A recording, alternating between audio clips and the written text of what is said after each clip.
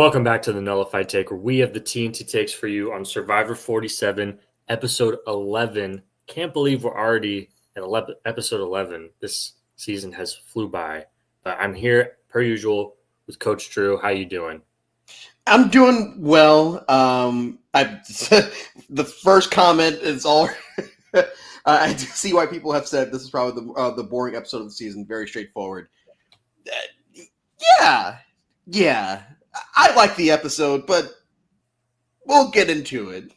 I'm doing well too. Hope your Thanksgiving went well. Yeah. Happy Thanksgiving to everybody. I hope you all had a great holidays. I had a great Thanksgiving. This was, kind of a weird episode. As per usual, you and I agree on our thoughts are pretty close to each other on the episode. A little weird. I guess you could call it boring. I was still pretty intrigued the whole time. They kind of just laid their cards out on the table within pretty much the first 2 minutes about I guess originally it was here's the 3 people that are in danger of going home, and then they narrowed it down to 2. Sam kind of got disregarded later on, but yeah, I was still digging it. Yeah, boring. Okay, so this is if we were to rank scales of boring in Survivor, this is not Thailand or Redemption Island or anything like that.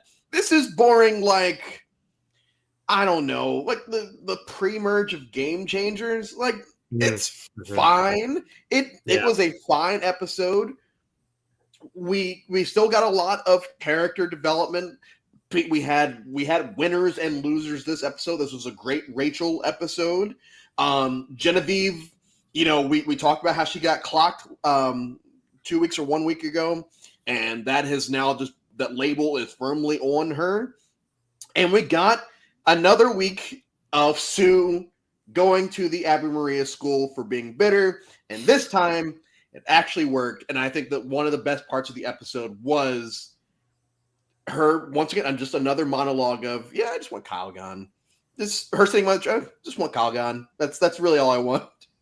Yeah, I think there was a moment where she was like, I am salivating. And then she pauses, salivating.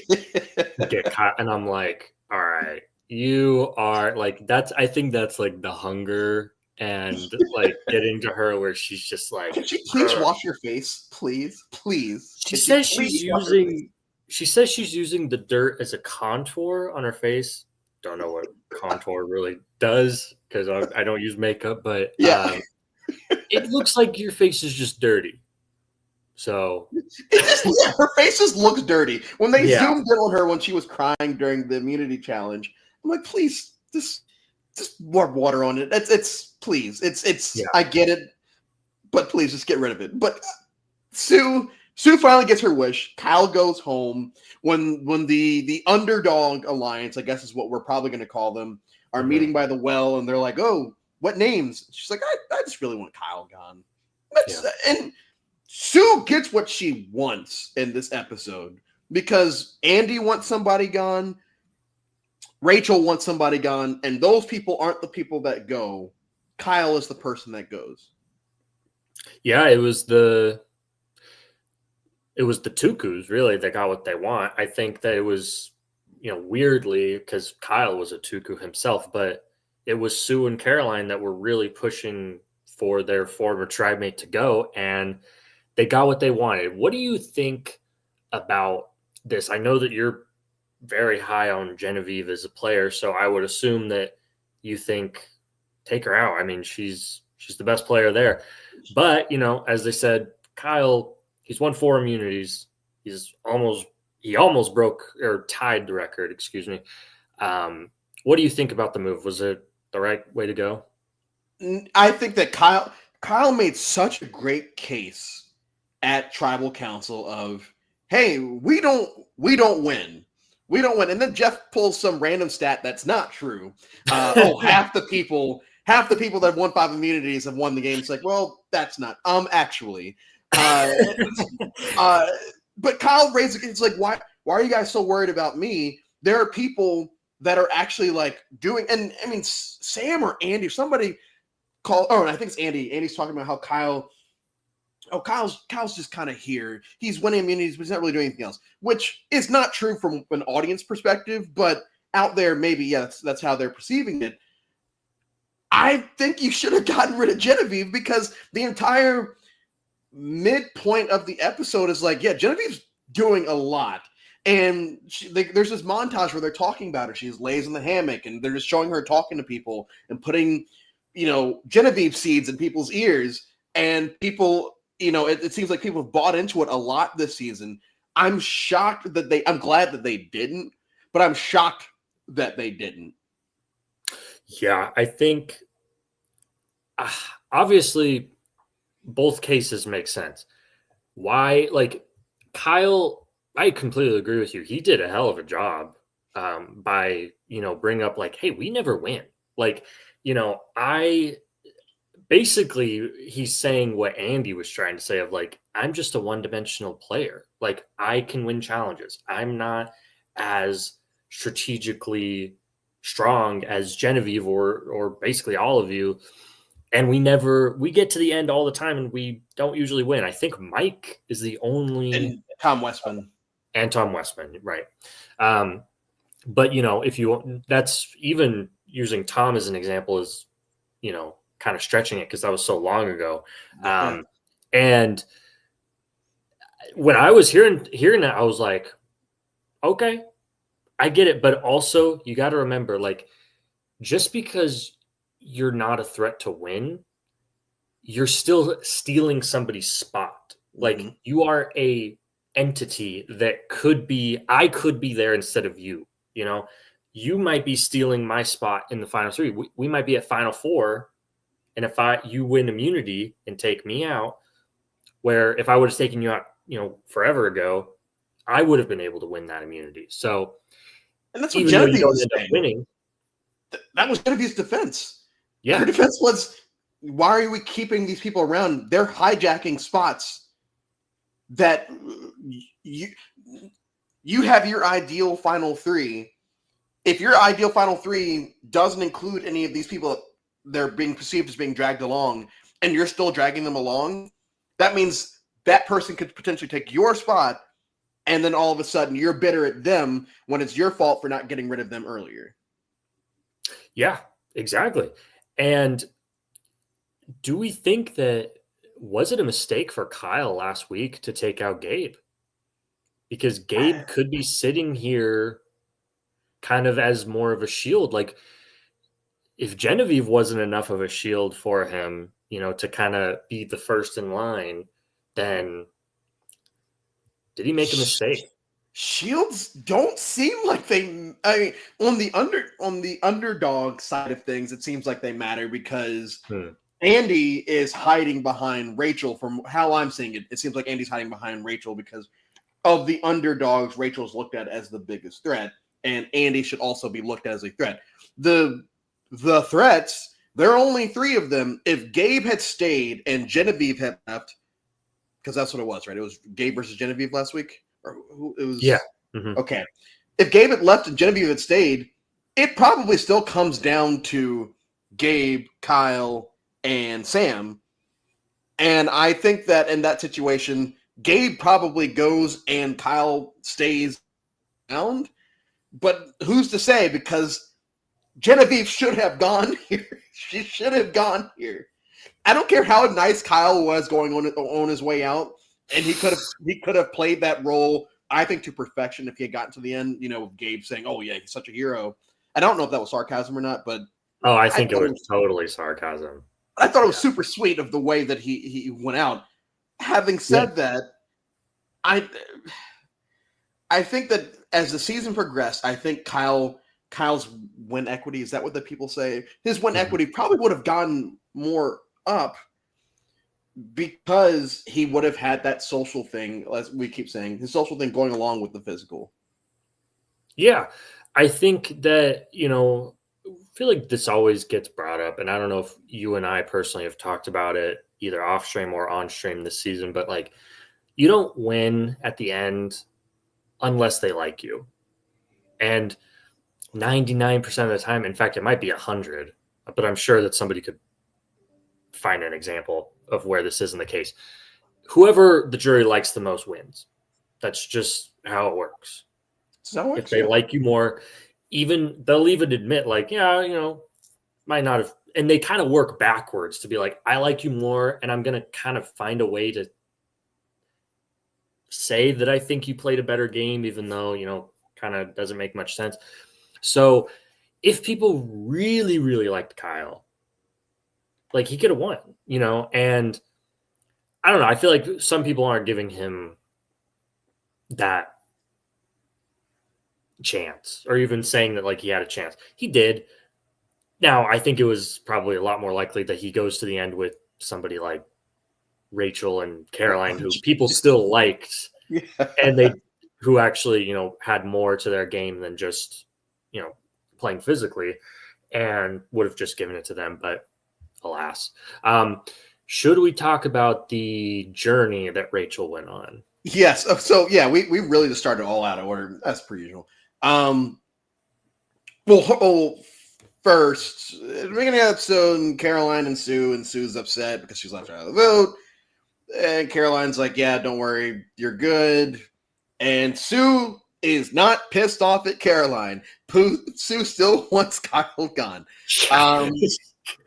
It's a tale as old as time. Yeah, we get the next day, we get a boat, and at first, only Genevieve speaks up as far as I want to go. Mm-hmm. Everyone's kind of giving reasons why they don't want to go. Genevieve's like, yeah, I've never been. I want to go. Yeah, and I think someone else, Sam, also says something. Or does he only? Or I does think he the only? Genevieve thing, maybe the Genevieve thing just stood out to me because No, it's like, wow, I know that Genevieve. I think Sam actually might have just said something in his in confessional where he was like, "I also want to go," but Genevieve, is stealing my spot, whatever. But yeah, Rachel ends up going, who she admittedly does not want to go.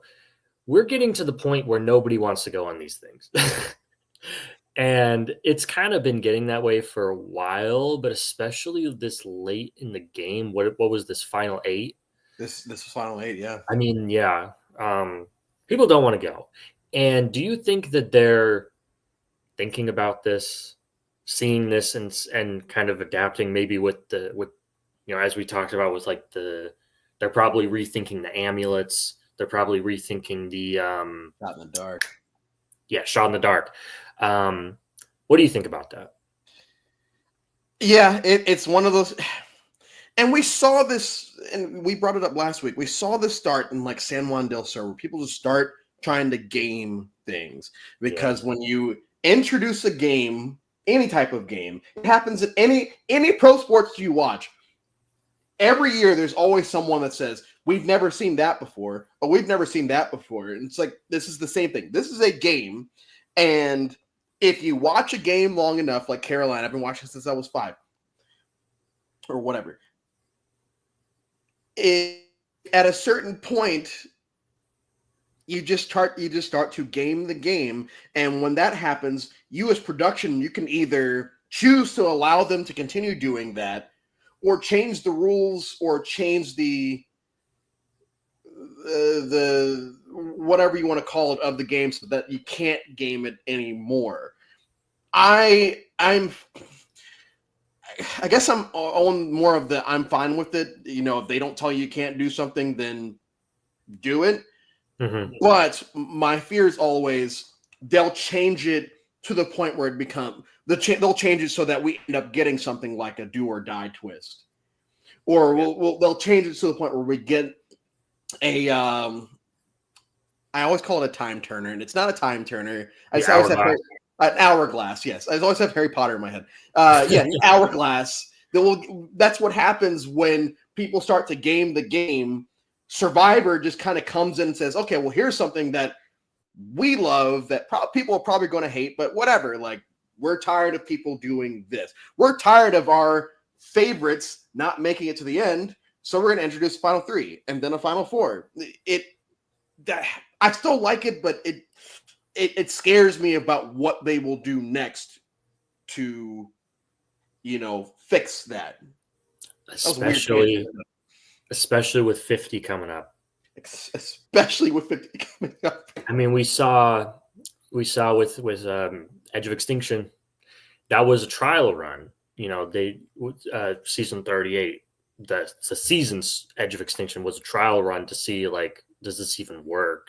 You know, because we want the winners to stay on screen as possible and to stay in the game sort of for as long as possible. You know, and you know, I certainly don't think that any of what they have in this season is as egregious as Edge of Extinction, but yeah, I'm just like, people are just, especially this season, they're just kind of spitting on what they're throwing at them, and it's just, I guess maybe I don't have that much to add to that. I just think it's an interesting observation, but yeah, Rachel heads off to this barge in the middle of the ocean, which, yeah, I agree with her. Very strange. Usually they go to like one of the islands, like Shipwheel Island or whatever. Usually it's just the same island. They just change some things up. Yeah. But yeah, just a random barge in the ocean. I will say, as uninteresting on the face that this challenge was, I feel like they actually edited it to be pretty suspenseful. I was like, actually, like, oh shoot, like everything's like, it actually felt pretty intense. And I think that when you look at it, it's like she's just moving balls around. It's very Marquesas. It's very old school, like the car tower from a couple weeks, the Jenga tower from a couple weeks ago. It's very just like, okay, which Rachel also won. Yes, we just need to fill space in this time slot. Let's just introduce this challenge that we will probably never run again. Yeah. And let's edit it in a way, which one of the better editing moments of the episode, because you're actually suspenseful on if she was going to finish it or not. And I wonder how in real time, how long it actually took her to finish. Yeah, I also wonder, and it's like, it felt like how did she do, it just felt like it. They always make it seem like where it's like just in the nick of time, you know, which it did fly off like right after she grabbed it. But anyways, she gets a block a vote, which, am I crazy, or did this used to be called something different? I don't remember it being called a. Well, so there's a steal a vote, there's an extra vote, there's a block a vote. Block a vote, what season was block a votes first, were they first introduced? Block a vote was introduced. Yeah, I can't remember. I want to say it was on like the menu for 40, but it could have come later. But I definitely know that the block a vote has at least been said at some point. Right. Yeah, it just felt like, block a vote. It's like, didn't feel like it was part of the vocabulary as much as like steal a vote or extra vote. Mm-hmm. Anyways, doesn't really matter. But she didn't really want this, but I feel like this could come in handy. You know, like this could be very important, especially like you can use it up to final 6. Like, 7. I mean, all you need is like 2 other people, and you just block somebody else's vote, and you just have the majority. Like, that's pretty damn powerful. Like, I think we'll see if it actually, you know, is essential for her, but she could be thanking her lucky stars that she pulled the purple rock. Was it the purple rock? It was, yeah, they brought back the purple Speaking rock. of Marquesas. They brought back purple rock this episode. Yeah. She's got an idol and a block of vote at final 7. And she's in the know. Like, all game conversations go through Rachel. Mm-hmm. And she's in what looks like the majority alliance right now. Mm-hmm. And if she she has people that would come to her if her name was out there. And if that's the case, she could pull off a big move that would, you know, solidify her as the threat of the season. And that scares me because, you know, as I say every week, she's my winner pick, and I can't have my winner pick being clocked. So, yeah. But I think that she's in a really good spot. We see that she comes back, and in front of the whole group, she lies and says that she lost her vote. And then in private, she tells everybody but Genevieve, Kyle, and Sam that she does indeed have the block a vote. And Sue is very, very happy to hear this. And she's the new Gabe, apparently, to Sue. Yeah, that. Oh, It's all it Sue. takes. Oh, Sue. It's Sue. all it Sue takes. says, I just felt a bond in that moment. It's like, oh man. But I'm cool with it because maybe Sue will tell them that she has an idol, and maybe that'll save Rachel and Caroline because there's only two people in that dynamic that I actually care about game wise. I want to touch on this real quick because I don't think this is true. I don't think this is true. The 39 one might be. I've only watched 39 when it aired, and the two times I did the marathon. But for 30, I believe I that don't was just remember a block an of vote extra. being used in 30. I remember Dan stealing a vote. Was it a He got a steal a vote? He got a, or Or was maybe it an an extra extra vote. vote? He had an extra vote. He got an extra vote during the auction. Yeah. He And that was cried, like, "Oh, that was my crazy pictures." because Yeah. that was crazy because it was the first time ever that there was like an additional vote or like some sort of like Yes. changing to like who can and can't vote, how many votes there are. Um, He so used a yeah, I don't baseball know if metaphor I don't for. know if the block a vote was in, but Yeah. If someone wants to look it up, please. But when the block vote was first introduced and when it was first used.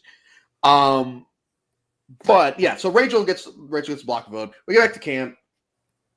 okay. So apparently it was introduced in HHH, Heroes, Heroes, Hustlers, Okay. Ooh. and then it was also used Oh, it in. was. It was during the Allen vote out when Allen got idled out. I Oh because yes, what's his face? Joe, Smart Judd or Smart Walmart Fabio. Tony. Smart Fabio. What's his name? Oh, The fourth place he either got I in got HHH. lost or Drew. What's his name? Fourth place in HHH. I call him Devin. Smart Bob. Devin. That is not an advantage or something Yeah. like that. Yes. Yeah. Okay. Yeah. That's I'm what glad I'm I glad love we that. got here. So oh yeah, so Rachel goes back to him. And yeah, she tells people, she doesn't tell people. And the entire narrative of the episode is it's 3 versus 5. And we're the underdogs, and we're going to meet by the well, and none of us are threats, which is total BS, but whatever. Yeah. We are going to call ourselves the underdogs, which means we're the underdogs. And Right. everyone that's not an underdog are Sam, Genevieve, and Kyle. Kyle for Kind of the. interesting to include Sam, in my opinion, but okay. I agree, but you know, pretty boy, fine. Like you put the pretty boy with the pretty people. I guess. I think it kind of looked like it was like, oh, there's the popular kids, and then there's us. Yeah. Which is weird because I think this is a very gorgeous cast. But we have you have the popular kids, and you have us, and Sue's. Oh yeah, I love the underdog story. I love the underdog story. It's like, well, yeah. But I do think that this 5 could have legs moving forward. At least for one more vote. I think this 5 could have legs for one more vote.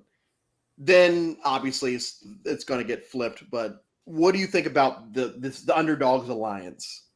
Yeah, I don't see them turning on each other next week unless Genevieve wins immunity. I don't see them targeting Sam in that scenario. Like, I just don't. And I thought it was interesting that, like I kind of mentioned at the beginning, that at the start of this episode, it was like you said, 5 versus 3. The 3 were Kyle, Genevieve, and Sam. But then as time went on, it was like Sam just kind of disappeared and wasn't a part of that at all. So I think kind of the same thing's going to happen next week. It's going to be like Genevieve, Genevieve, Genevieve, and then they're going to say it's Genevieve and Sam, but then by the end of it, it's like just Genevieve. And like I said, I think that if Genevieve wins immunity, then I can see them turning on each other.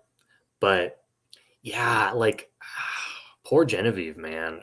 I think her days are numbered unless she can really make something happen. But I just don't see it.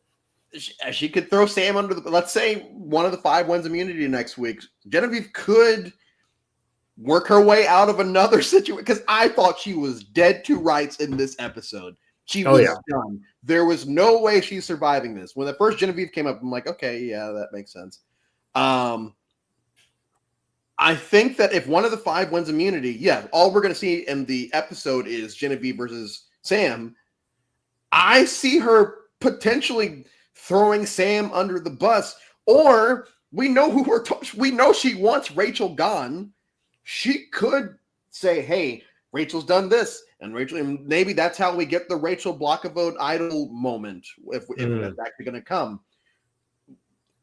This episode, we both, and it seems like the chat are kind of on the same page with this. This episode, yeah, it wasn't the best or anything, but I do feel like once again it kind of lays the table for what's to come, and what's to come is the round of 7, which is historically like a very big round, right. And then from there a 2-episode finale.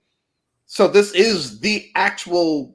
We're on the path. We're on the road to the end of the game here. So I'm fine with this episode just kind of being like, oh yeah, it's Kyle now. It's Kyle now. Yeah, and I kind of figured that like once they finally take out Kyle, or I guess I never was fully sold that Kyle was going to get taken out. I really thought that there was a chance he was going to win out and make it to the end. But I thought that if they took Kyle out before around this time, that it was going to be a little more obvious, because I mean, that's just how it was going to happen. He was going to lose immunity, and then everyone's just going to be like, so we finally doing this? Like, and I felt like, like you said, you were pretty convinced that it was Genevieve. I was pretty convinced that it was Genevieve too. Once again, the editors are very good at what they do. They made the the moving the balls around to be like actually like engaging television, and then they tricked us. They fooled us. Once again, they always do this to me. I'm just that gullible, but but so yeah, I kind of figured it was going to be like this. So I'm really not that upset. This season has been really good. Yeah, I think the only, so I wish during Gabe's gone, Andy's little math segment, that they'd actually drawn the math out on the screen, similar to Taylor Swift and Metallica last year, or whoever it was. Taylor Swift and Metallica was. Yeah, I believe so. Yeah. Just show Andy doing the math on screen, yeah. or like Jesse's monologue from 43, where he's step 1 this, that would have been a fun little editing trick that they would have done this episode. Yeah, I feel like they drew math in episode 1 with Andy. Andy like did something about like, oh my god, something about like combinations with the other on his tribe, and they drew. So yeah, I'm surprised they didn't do it again. But yeah, I don't know about you, Drew. I'm an engineer, so I'm a math guy. So I have a history degree, so no. I was listening to Andy, and his math made sense, but he landed on a 50% chance for Kyle to win immunity. I think it's 6 or 16. It was a 1 in 16 chance. Sorry, yeah, that was the final number, but he started off like, if he has a 50% chance to win one challenge, and you repeat that 6 more times or 5 more times or whatever, then it's a 1 in 16 that he wins every single one. And I was thinking, like, where'd you come up with the 50% original. Like that's I guess he's just pulling a number, just what he felt like. I mean, according to Caroline, yeah, he's just making stuff up. Caroline was pissed. No, he doesn't. No, he doesn't. It's baloney.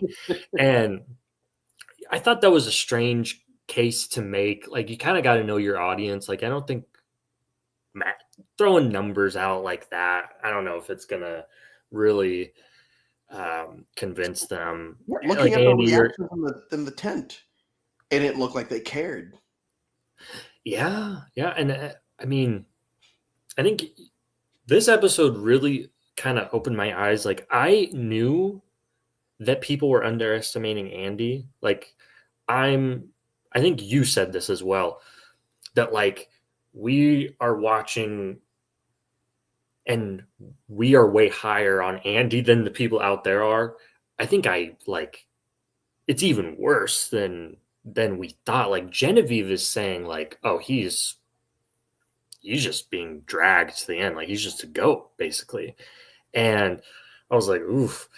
I thought he had kind of shaken that a little bit, but apparently not.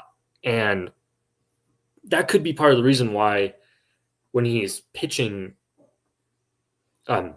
he's making the case for why it should be Genevieve. They're kind of not feeling it as much. They're like, oh, Andy, whatever, So I was pretty surprised to see like just how low they were on Andy as a player. Yeah, and I wonder, because like you said last week, and I'm pretty much sure you've said it multiple times this season, they wouldn't show us things if it didn't matter. And I wonder if that's one of those Andy makes it to the end and tries to say he did all these things, which he has done according to the edit, and they just don't buy it. Which would be unfortunate in that situation because so the audience knows that he has been doing this. Yeah. The ones that are watching it with non-hate goggles on, because for the whatever week in a row, the Twitter discourse for Andy is just so insane to me. It's gotten to the point where, as someone who's not even an Andy person, I feel like I'm constantly defending him. Because it's like, okay, yeah, it's so much like, I'm not a LeBron James person, but when people say, oh, he's not good or whatever, it's like, well, he is. He's actually amazing. But, but, ... I feel like I'm doing the same thing with Andy, where it's like, yeah, no, Andy's actually doing really well. I just don't want him to win. I'm literally the exact same way. Like, I guess I would be okay with him winning, honestly. I mean, I'd be okay with it. I'm not rooting for him. Yeah, I'm not rooting for him. Yeah. I mean, yeah, maybe you could say I'm rooting for him, but I don't know.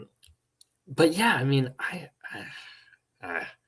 I will never Twitter Survivor. Well, honestly, just Twitter discourse in general is just like, yeesh. Like, yeesh. That's all I'm going to say.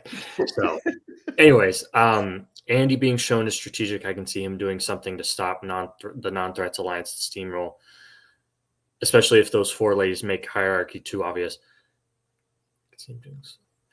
Yeah, like kind of shaking up the five, I think is what he's saying.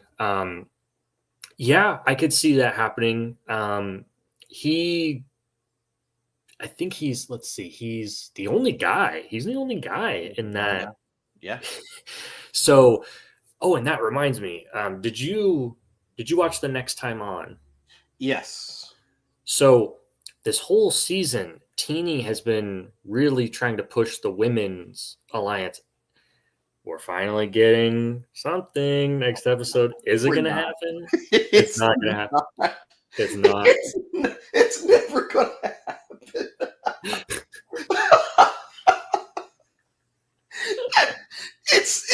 It's funny because the reason I'm laughing is because there are certain characters on the season where like that has like their storylines have been very one-dimensional, like with Sue and Kyle.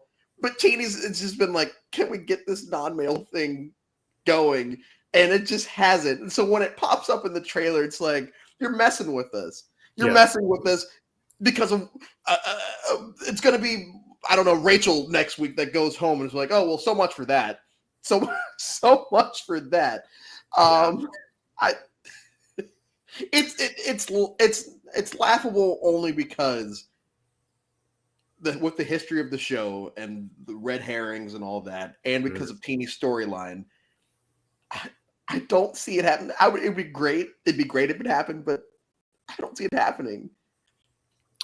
Yeah, I don't either. I think that it might blow up in Teeny's face. Yeah, watch a woman be voted out next. Teeny, Charlie Brown will continue.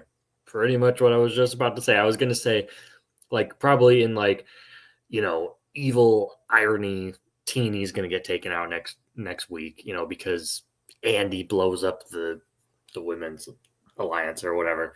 It's just probably not going to happen.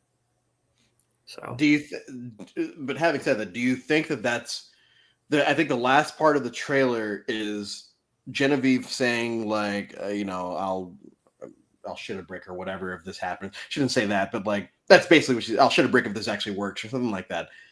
Do you think that's Andy going to Sam and Genevieve and saying, "Hey, let's pull this off"? And then they would still have to pull in another person who, I mean, maybe you can't pick Sue because Sue is bonded with Rachel for life because she told her about the block of vote. So I guess it would either have to be Caroline or Teeny, or it would have to be Caroline or or maybe Teeny. Rachel. Maybe Rachel does it. Or maybe Rachel and Genevieve could be strange bedfellows for a week. That'd be okay. Yeah, because I think Caroline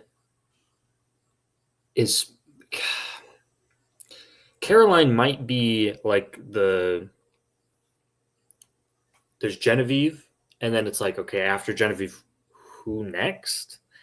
And if you're thinking from the perspective of Rachel, from everybody else, it's probably Rachel after that. But for Rachel, who is it after Genevieve? Probably Caroline?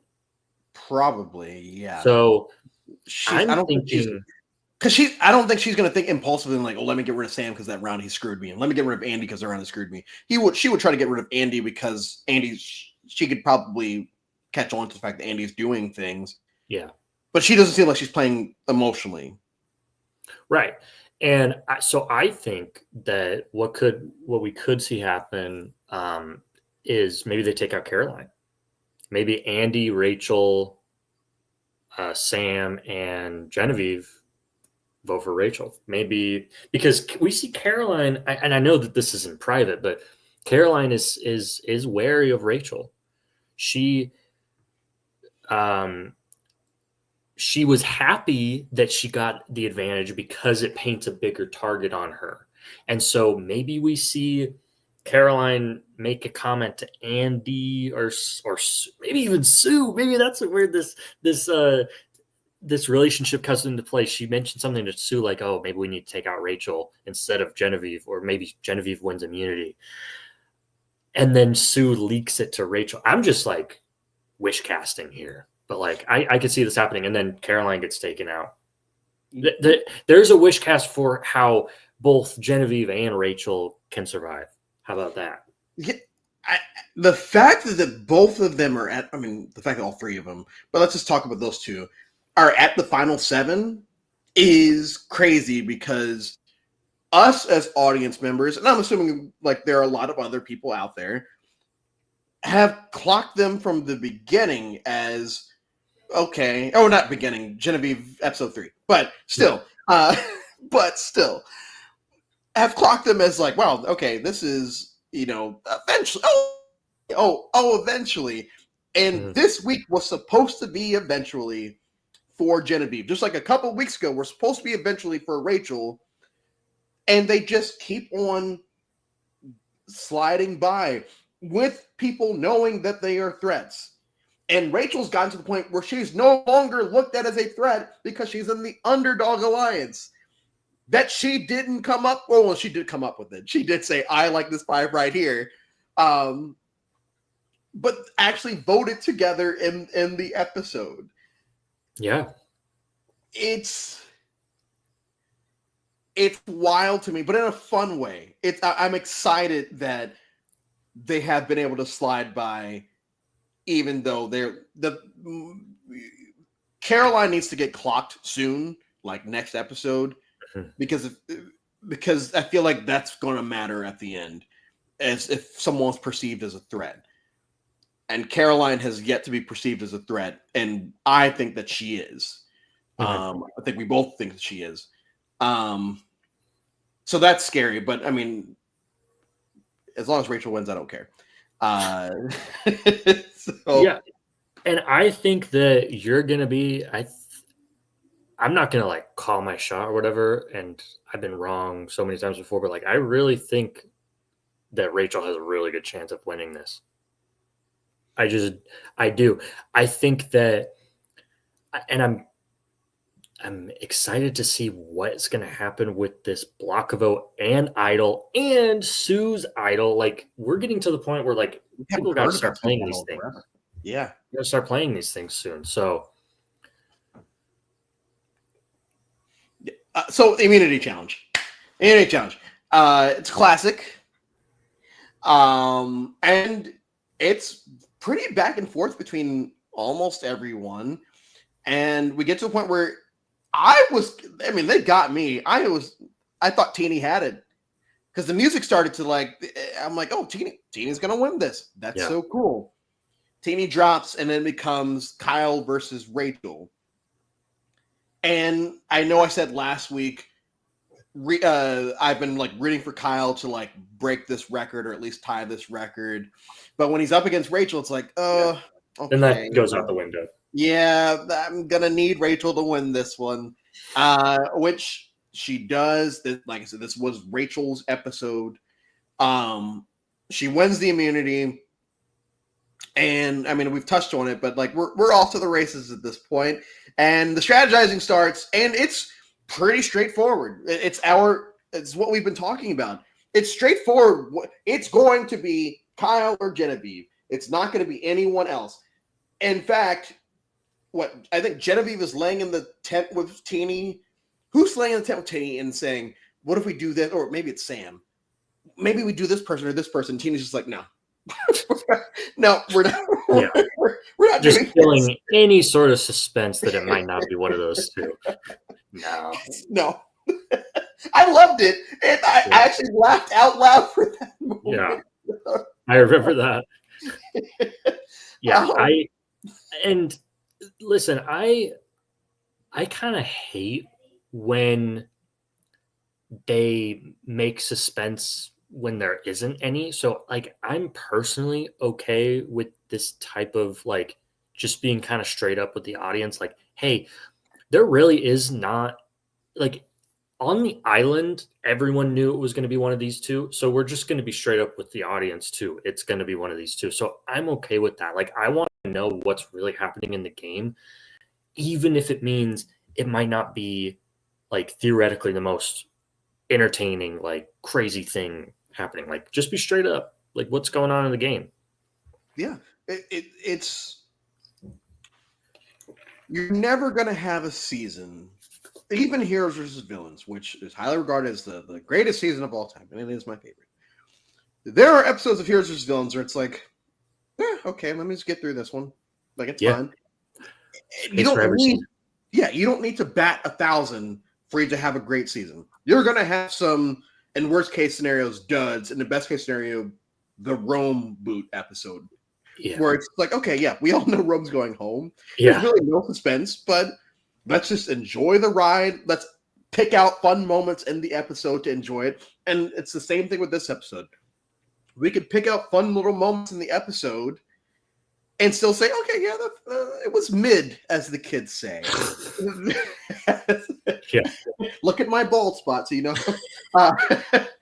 was a very mid episode, but it's fine. You don't need to have especially that we know a bunch of craziness is going to happen 7 through 3. Mm-hmm. Give us an episode where we can just kind of kick back the night before Thanksgiving. And I got my Survivor out of the way. Let's start cooking. Let's do whatever. I'm fine with that. Oh yeah. Yeah. Agreed. Should we talk about Kyle's exit? What did you think? Because I think I've seen some like, and we kind of mentioned like, personally, I thought that Gabe's comment was sarcastic. I think he was get over yourself, dude. You know, like you're not some hero. But maybe I'm wrong. But I think I've seen some mixed discourse. Yeah, which this just shows everyone knows me as a Survivor fan. I don't like the Survivor fandom. I stay off the Survivor Reddit. They're just the worst. And of course, I'm generalizing it, but Survivor fans are the worst. They've turned into Star Wars fans as far as just like, please stop. You're so in this situation.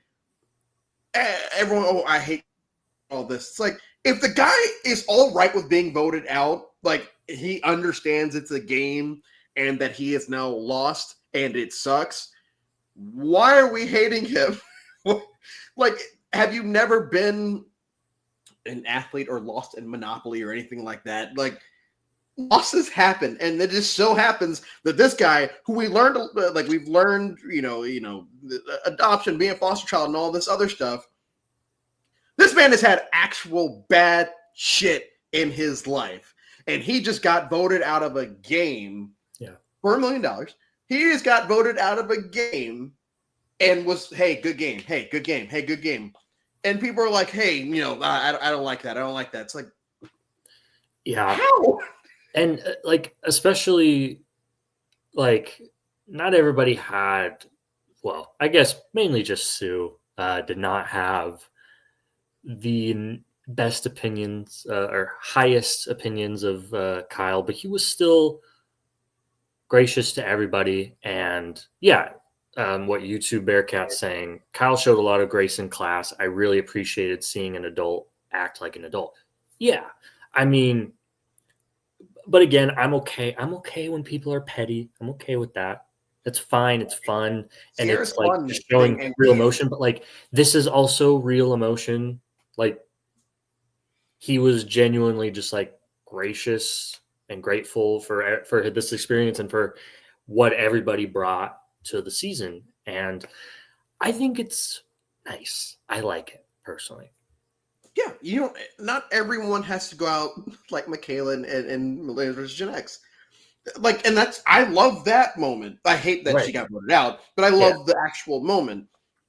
Now, everyone reacts differently to trauma. Right. And the fact that he was so gracious on his way out, that's fine with me. And I think Sierra even says, "Oh, that couldn't be me," or whatever. It's Yeah. like, yeah, we don't want it to be you. We want it to be Kyle, because this is the character that Kyle has portrayed, and it seems like that's probably the character that Kyle is in his real life. Mm-hmm. Yeah, you can't please Survivor fans. Generally, once again, I know that, I feel like our audience specifically, but, there are Survivor fans that I do enjoy, and it's not the ones that, oh, I need the drama or else the season sucks, or I need this or the season sucks. It's like, sometimes just enjoy it. It's all right. You don't have to hate watch this. Yeah. I know I'm going off on a tangent here, but I have a lot of feelings. Someone online was like, I think they posted like, I want to introduce my significant other to like new era Survivor. What season should I start them with? And there were a couple of comments that were just like, none, they all suck. And it's like, why are you still watching then? Why? Like, Jake, come on. I definitely, I used to be a regular on the Survivor Reddit, and that's definitely not the case anymore.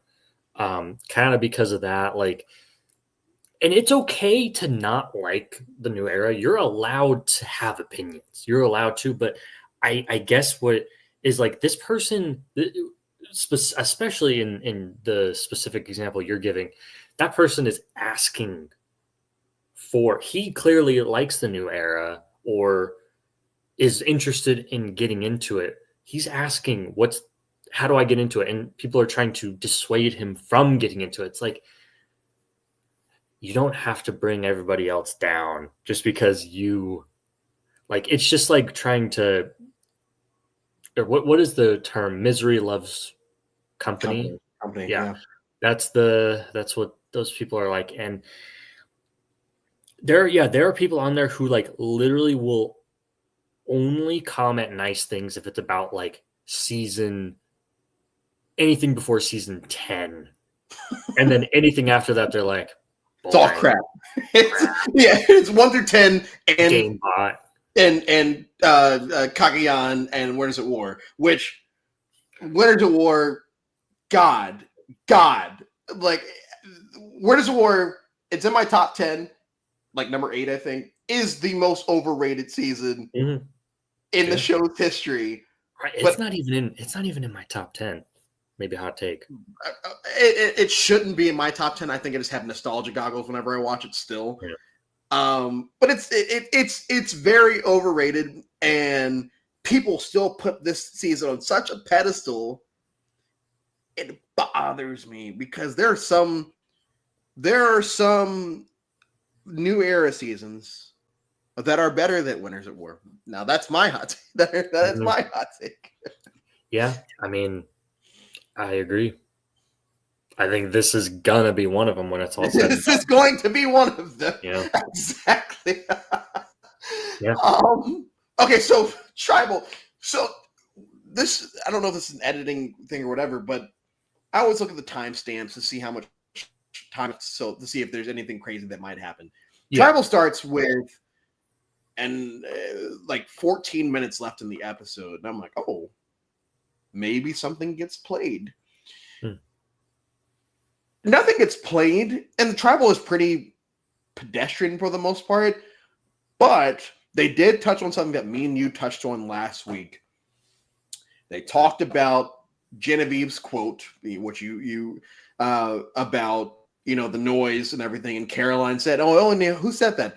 Oh, Genevieve said it this season. What did you think about that? I thought that was a very fun moment. Yeah, I thought it was like kind of cute, where like Caroline was like I think she was like trying to cheer her up, basically like, hey, remember what you said? Like that stood out to me.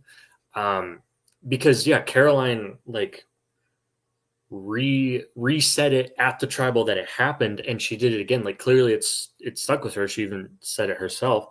And it was like a way to be like, hey, why don't you just like, here's an affirmation. Listen to what you said just 2 Tribals ago. And like, because yeah, Genevieve was literally saying like, I have so many things happening in my head right now. Like I'm not even sure that I'm going to make it through this Tribal. And if I do, what the hell am I going to do after that? You know, and it was just a nice, cute little like, hey, remember this. And I think it's just like also a really apt like phrase, like just that really is like, I feel like a lot of people lose Survivor by getting caught up in like really, really dumb things and really, or like distractions. And this was a way to be like, you can't let yourself get caught up with it. Stick to the task at hand. What's really going on? Focus on that. Yeah, I thought it was really nice. I love that quote from Genevieve, and it like is a big. I like players who I like to listen talk about Survivor, and that's honestly a big reason why I love Andy. I think Andy has a really nice way of talking about what's going through his head and the different alliances and stuff. And I think Genevieve and Caroline are the same way. Rachel too.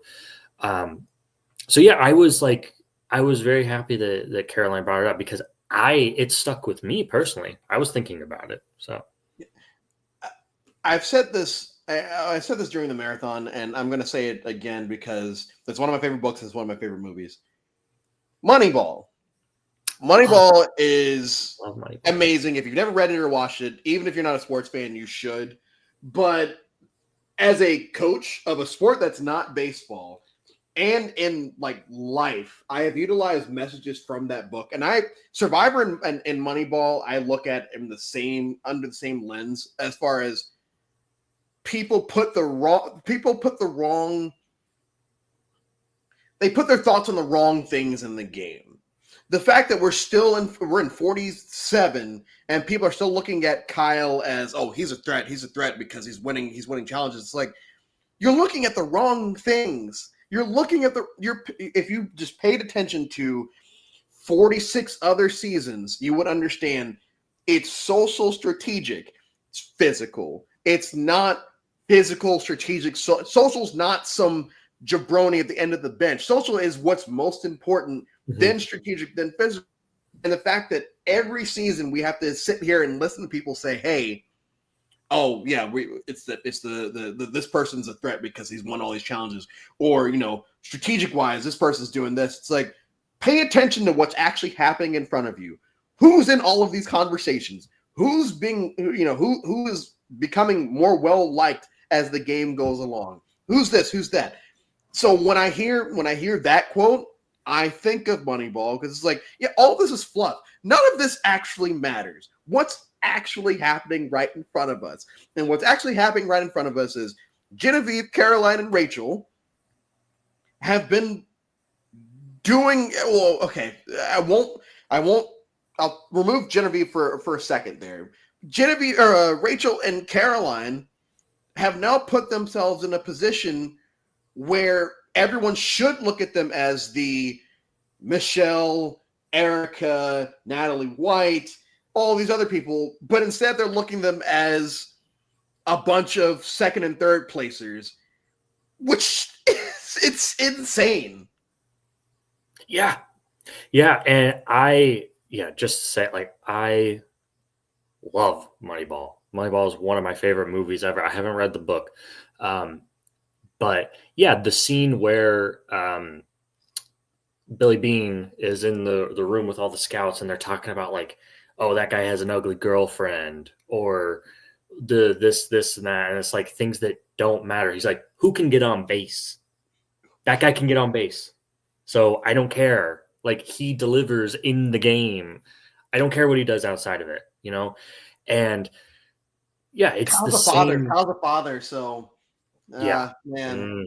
Or like, oh my gosh, it totally reminds me of 45 when they're talking about the lawyer stuff. I'm like, I don't care. It doesn't matter. No one cares that you're a lawyer. That's not gonna matter. And it kind of reminds me of like Sue with her age. Like, I really, really think that we are being set up for Sue to make Final Tribal. She is going to say, guys, I'm actually not 47. I'm 50. I can't even remember what her actual age is, like 55, 56? 58, I think. 58, okay. 47 in TV time. Yeah. 58 in real time. Yeah. Guys, I'm actually 58. And everyone's going to be like, okay. But what did you do in the game, though?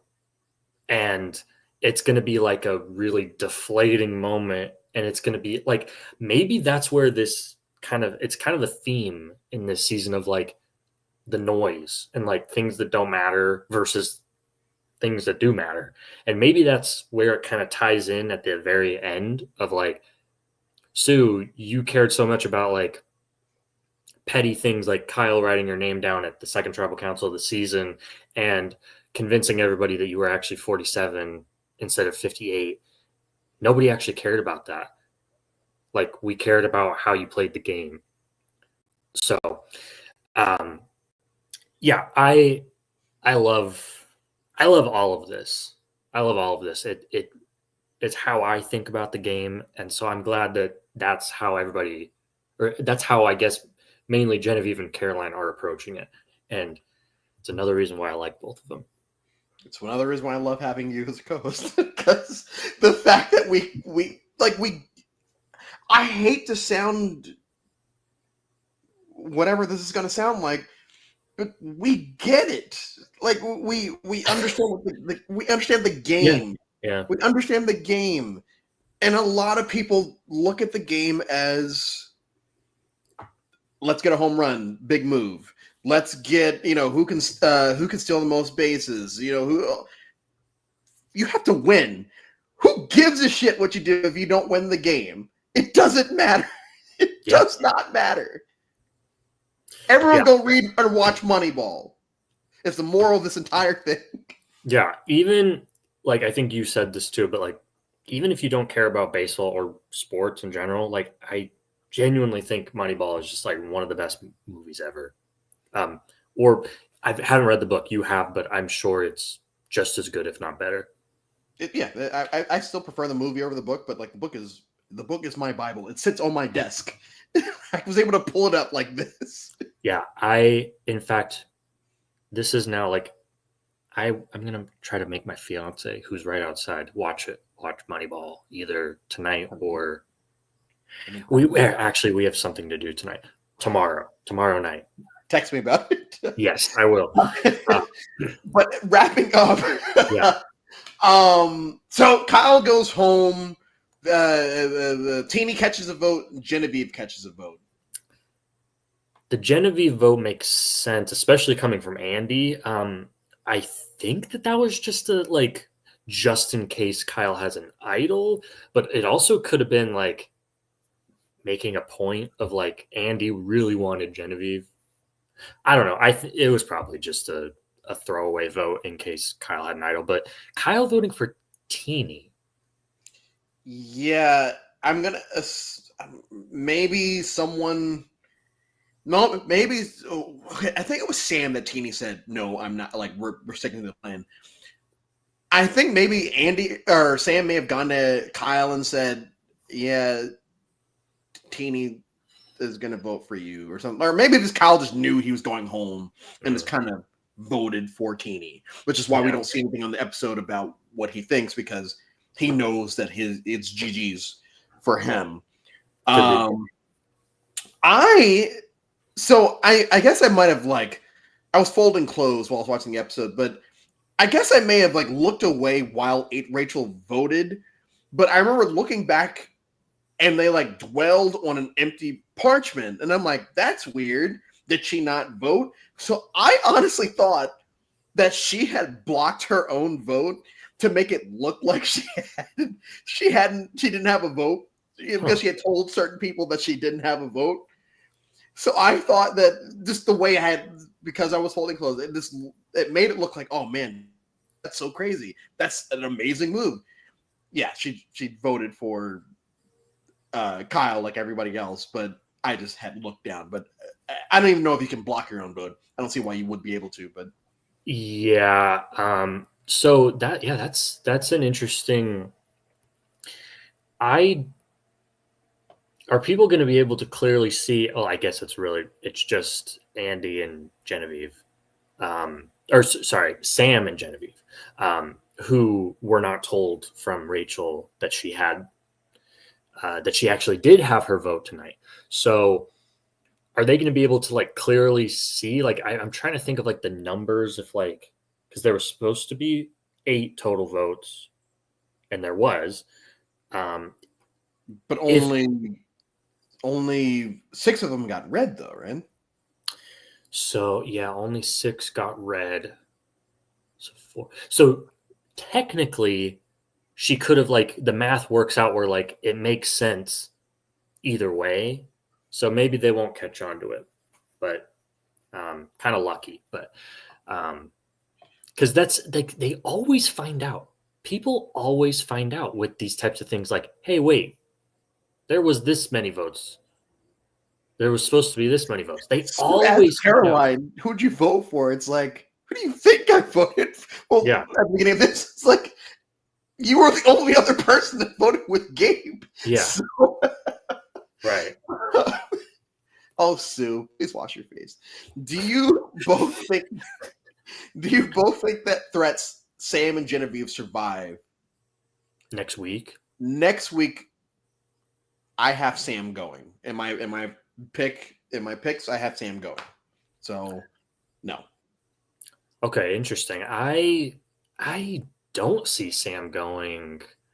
I think it's Genevieve. I really think that like you kind of mentioned earlier, 7 is a big spot. This is where a lot of players who like peak early, uh, get taken out, and I think Genevieve's time has come. Although I did like my theory earlier where Caroline gets taken out because Caroline wants Rachel out and she hears about it, and so she takes out Caroline before she can take out her out. So it could be Caroline too, but I think it's Genevieve. So I guess to answer your question, both of us don't think that both of no. yeah, but just different ones. What happened to Chaos Maker Sam? He had his cameo last week, and then he sailed off into the sunset. Apparently, Sam is shaping up to be a losing finalist. Yeah. I could see it being him and Sue, or him or Sue being the losing finalist. Just really, really lost steam. Like, kind of nobody taking him seriously. He tried to blow up the Saul vote, didn't work. Tried to make something happen this week, and Teeny just immediately shut it down. So yeah, honestly, I know. I feel like people are pretty 50-50 on if Teeny wins or not. I still don't think Teeny's going to win, but I also don't think that Teeny's going to be a 0-vote finalist. I think that Teeny probably catches some votes at the end to win. I don't. As the game progresses, the people that Teeny could sit next to where she wins becomes less, but like Teeny has a fun little story going for him. We'll be like where? Oh, okay. I'm still just going through, still going through the comments. I can't. Okay. See. Okay. yeah, Yeah. I think we're all kind ahead. of agreeing on that. As in community, she doesn't vote out that it would be a bad move. I can see Sam. I can see Sam pull Michelle from Korong still. I don't think he's well liked enough. Yeah, I don't know about that. I don't know about that. Michelle won a couple immunities, like she, and and the people that she was with at the end were just a lot less liked than her. Like, they had really pissed people off. I don't see it. I don't see. Yeah, I ranking wise, I would say Rachel, Genevieve, Caroline, Andy. That's the 4, and then Teeny, Sam, Sue. I would say the exact same thing. Yeah, except maybe I would put Caroline above Genevieve, because I really think that she's. I said the same thing like 2 weeks ago, but I just All right. Yeah, that's the thing with Michelle. I think Michelle didn't have a lot of respect at the beginning, but she really went up. Yeah, her trajectory. Yeah. Sam's going down. And you know who else started that way? Genevieve. Mm-hmm. True. Very true. Who else started that way? Andy, your boy. Your boy Andy started that way. And oh my gosh, wait. I forgot I'm wearing this shirt. I want to show you something after we're done, because I saw you wearing that shirt, and I want to. Okay. So Coach Drew, worst fear, Rachel loses to Sam like Aubrey to Michelle. No, because yes, the first time I watched Korong, I was rooting for Aubrey, but I wasn't upset when Michelle won. That's actually the season I got introduced to. Wow, Survivor fans suck, because of the way they were just bullying Michelle after she won. I won't be in that category of if Sam were to somehow beat Rachel, I'm not going to sit on here that week and be like, I'm done with this show. I can't wait to go cyberbully Sam, the sports reporter, because he beat Rachel. I think I'll You would be sad though. You would be I sad. would be sad. Yes, I would be sad. I would be I would be sad because I'm starting to come pretty smug as far as like I clocked it, but she's gonna get voted out next week, and I'm gonna be wrong. So, I don't think so. But Michelle winning co-wrong was the wrong winner. Aubrey should have won. Go watch my 32 review from over the summer. No, that's not true. Just I think you and I both agree. Like there is no. If you lost, you shouldn't have won. Just plain and simple. That's just how the game works. How the game works. Your job is to convince the jury to vote for you, and if you didn't do that, then you lost. Then you didn't deserve it. So I have a friend that when they watched Co-Wrong, they were like, "Ty got robbed." I'm like, Ty got robbed. "Okay, you're not even one of the internet people." That's like. I'll say I started watching Survivor when I was 14, and one of the first seasons I watched, my first season was actually Cook Islands, and I loved it. But I think it was like my third or fourth season I watched was Samoa, and little 14-year-old me was pissed that Russell didn't win, and because my sister had convinced me to watch. And so after that happened, I called her up and I was like, Natalie, what? Like, how did this happen? And I realized that, like, I just wasn't paying close enough attention to what was happening. Like, I'm pretty sure thinking back that I, like, literally skipped Final Tribal Council because I was that confident. So if I would have just actually watched and paid closer attention. You would have watched Eric Cardona's drunken speech, you would have understood that Natalie White was the winner all along. Like, I mean, it just would have given me like way more understanding of like, no, these people just really fucking hated him. Like, really. This okay, Daryl, I want you to self-plug. Go back and watch any season that you think a Survivor winner or a Survivor runner-up was robbed. Go back and watch my review of that from over the summer to hear how they weren't robbed and actually kind of just shit the bed. Coach is a prime example because socially he led a cult and took advantage of. I mean, I'm gonna feel bad for Brandon Hance for a second. He took advantage of this poor boy's mental health. 19 years old, guys. 19. And told him that God told him in a dream to give away the immunity necklace. 19 years old. I just cannot get over that. Like, come on. Like, every robbed winner has a very obvious flaw. Aubrey would be the only person that maybe I'll let you talk about. But every robbed winner has an obvious flaw that people just kind of put their blinders on to because they're right. And the jury that was actually out there with them is wrong, which is insane. Once again, I'm going on a tangent, but Jake, do you want to wrap us up? Yeah. We're covered everything, you think? We covered everything. We covered everything. Yeah, we went out of order, but we covered everything. We covered everything and some more. So everybody grab your torches, head back to camp. We'll see you next week.